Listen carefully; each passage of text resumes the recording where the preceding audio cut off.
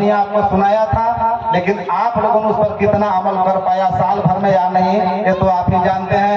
लेकिन मैं महत्वपूर्ण बात, उनकी जो रचनाएं हैं, उनको जो संत मत का जो रचना है, उस रचना को भी मैं बताऊंगा, जिस पर आप लोग उसको मनन करेंगे, याद करेंगे।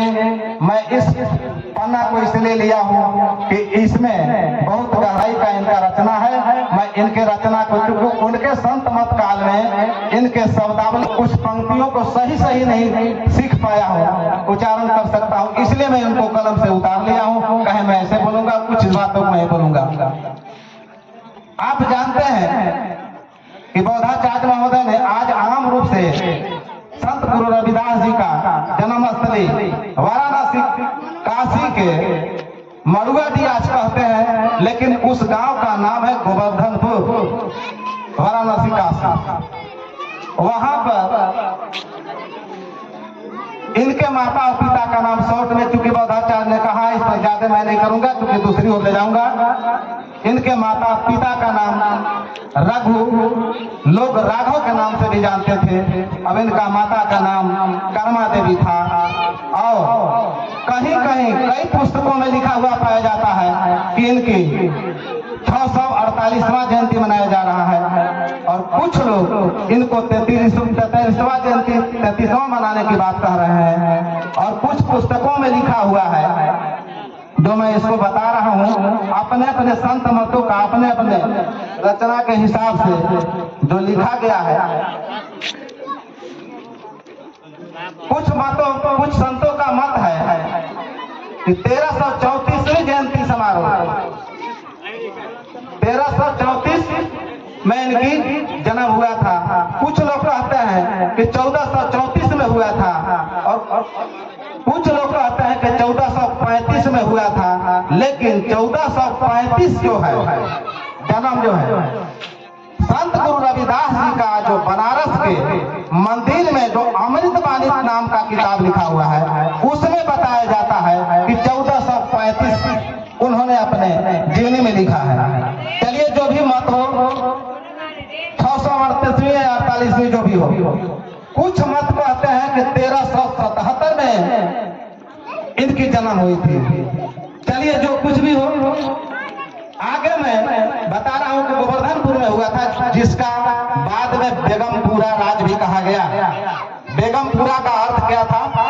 इन्होंने, इनकी पूजा क्यों लोग करते हैं? संत तो हजारों हैं, लेकिन संत गुरु रविदास जी का ही क्यों पूजा की जाती है, याद क्यों किया जाता है? आखिर इनको ही मैं क्यों मानता हूँ?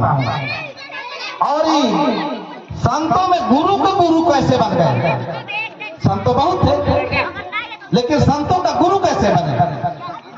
तो आप जो है बेगमपुरा जो था मड़ुआडीह वाराणसी में बताई दिए।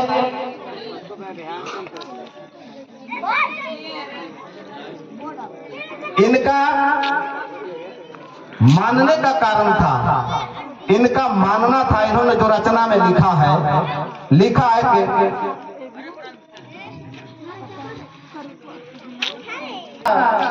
राज का नाम दिया।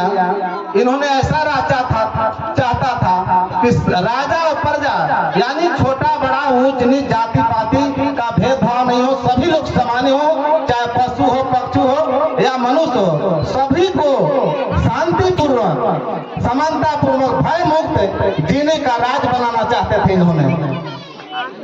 दूसरा इनका है बहुत चर्चित वाणी, इनका है मन चंगा तो कठौती में गंगा।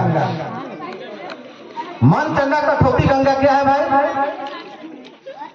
हर इंसान में अपना तेज होता है, लेकिन जो इंसान अपने तेज, अपने हृदय को झांक लेता है, वो समझ लेता है, और जो दूसरे को झांकता है, अपने को नहीं झांक पाता, उस तेज को समझ नहीं पाता है।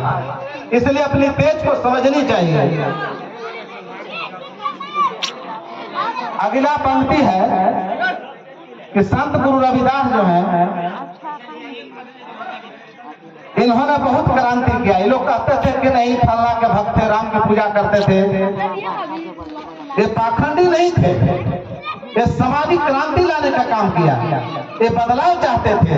जहां मनुवादियों की स्थापना था, जो ब्राह्मणवाद पर कायम था, जाति पाति उसने उसका इन्होंने घोर विरोध किया और काफी इन्होंने प्रचार किया। वहां एक इन्होंने गीत गाया और उसी गीत के माध्यम से राजस्थान के चित्तौड़गढ़ महाराज में इनको, जिसको मीराबाई इनके शिष्य बने। मीराबाई कौन थी? आज भी किताब में पढ़ते हैं, मीराबाई एक कवित्री है जो कवि है ना, पढ़ते हो ना कभी मीराबाई। लेकिन वहां पर लिखने